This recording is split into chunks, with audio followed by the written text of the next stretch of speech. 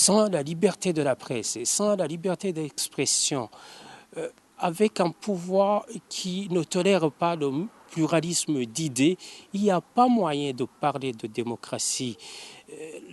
Le journalisme indépendant, le journaliste qui travaille en toute indépendance, c'est cela la base de la démocratie.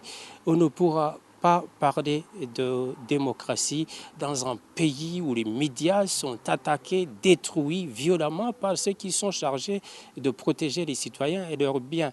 On ne pourra pas parler de démocratie quand les citoyens n'ont pas le droit de donner l'information.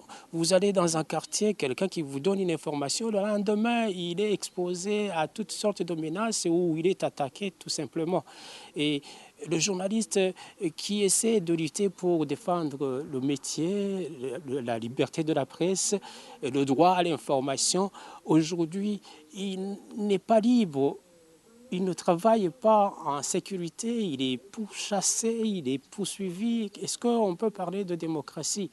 Et quand celui qui ne pense pas comme le pouvoir, il est considéré comme un ennemi. Alors, bref, il faut que les journalistes soient autorisés à travailler en toute indépendance. Moi, j'ai un ami journaliste suisse qui est basé à Nairobi. Il vient de faire 2 semaines, il cherche un visa pour venir travailler au Burundi. Il n'a pas eu ce visa. C'est que le pouvoir, en tout cas, ne veut pas que la situation actuelle soit reportée avec objectivité et correctement.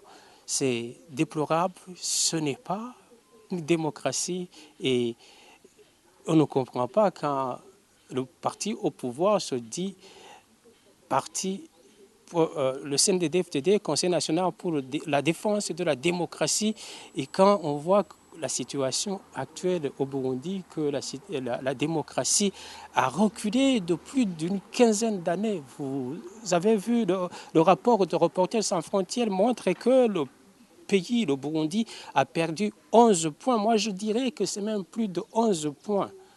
Voilà, nous avons été attaqués et voilà, il n'y a même pas de dossier. On a parlé des enquêtes qui n'ont pas encore commencé. L'attaque menée en pleine journée, est-ce qu'on prendrait 12 mois pour mener des enquêtes et conclure? Non, nous n'avons pas encore été rétablis dans nos droits et c'est déplorable, c'est quelque chose qui ternit l'image du Burundi, des Burundais, et ça n'arrange personne, même ces autorités-là.